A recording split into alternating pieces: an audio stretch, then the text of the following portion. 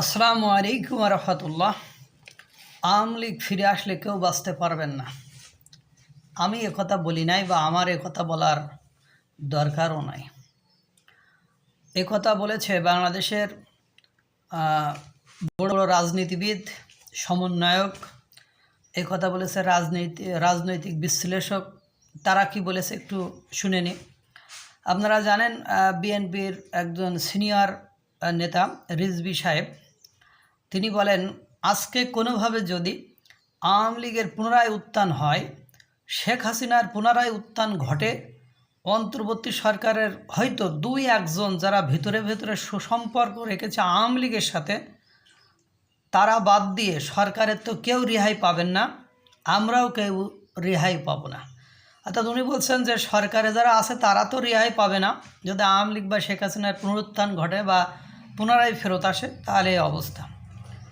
এরপরে ব্যারিস্টার ফুয়াদ সাহেব উনি বলেন, উনি তো খুব সাহসী ব্যক্তি এবং খুব রাজনীতি বোঝেন, সবাইকে ওনার মূর্খ মনে হয়। উনি বিশিষ্ট চিন্তাবিদ, রাজনীতিবিদ ব্যারিস্টার ফুয়াদ সাহেব, তিনি মাঝে মাঝে খুব উদ্ভট মন্তব্য করে ফেলেন। তো ব্যারিস্টার ফুয়াদ বলেন, মনে রাখবেন গণহত্যা ফিরে আসবে, মানে আওয়ামী লীগ ফিরে আসলে গণহত্যা ফিরে আসবে, আয়নাঘর ফিরে আসবে।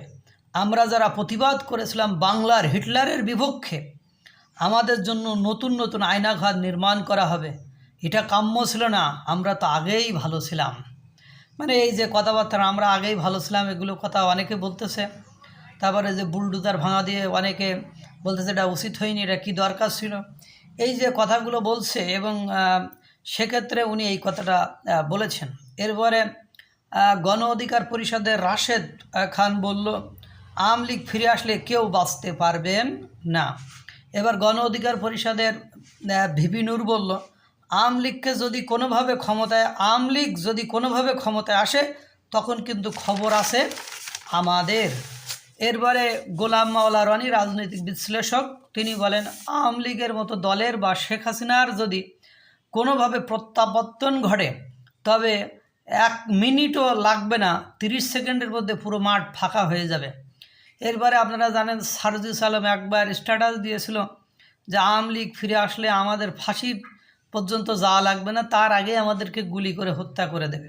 কিছুদিন আগে আহতদের ওখানে যে সারজিস আলম, ওই হাসনাত আবদুল্লাহ বলল, আমাকে মেরে ফেলো, তোমাদের মাধ্যমে বা কোনোভাবে যদি আওয়ামী লীগ ফিরে আসে, এমনি তো আমি বাঁচবো না বা আমাকে বাঁচতে দিবে না, তোমরা আমাকে মেরে ফেলো। এভাবে বিভিন্ন সমন্বয়ক, গুরুত্বপূর্ণ যারা সমন্বয়ক, তারা এই কথা ইতিমধ্যে বলে ফেলেছে। এই জন্য দেখবেন স্বপনে এই আওয়ামী বিরোধী যারা আছেন বা ফ্যাসিবাদের বিরুদ্ধে যারা ছিল, তারা সকলেই মানে ওই আওয়ামী লীগের বিষয়ে একমত। কারণ সব ধরনের লোকের কথা আপনাদেরকে শোনালাম, তারা মানে যে কোনো পলিসিতে, এর মধ্যে জামাতের আমির শাহ একবার বলেছিল, যদি কোনো কারণে ওই যে ধানমন্ডি 32 নম্বর বাড়ি ভাঙা নিয়ে যদি কোনো কারণে আওয়ামী লীগ ফিরে আসে তাহলে অন্য দেশে আমাদেরই বেশি ক্ষতি হবে।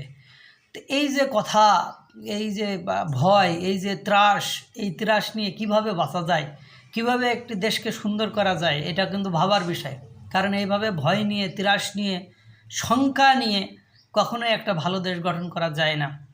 এরপরে প্রতিবেশী দেশ আজকে বলছে যে সকাল বিকাল উঠেই আমাদের বিরুদ্ধে তোমরা দোষারোপ চাপাও, দোষ চাপাও, আমাদের বলো তোমরা সম্পর্ক ভালো করতে, তোমরা কিভাবে সম্পর্ক আমাদের সাথে রাখবা সে মন স্থির তোমরা করো। মানে এরপরে ডোনাল্ড ট্রাম্প আবার সেই ডিপ স্টেটের কথা বলে দিয়েছে। সব কিছু মিলায়ে মানে তারপরে সারা বাংলাদেশে যে হত্যা, খুন, লুটতরাজ, ধর্ষণ এগুলো চলছে, তাহলে সবগুলো দিয়ে বোঝা যাচ্ছে যে ঘটনা একটা উল্টো দিকে ঘটতে যাচ্ছে এবং সকলেই খুব ত্রাস, শঙ্কা এবং ভয়ে আছে। আল্লাহ তাআলা সকলকে ভালো রাখুক, সুস্থ রাখুক। আসসালামু আলাইকুম ওয়া রাহমাতুল্লাহ।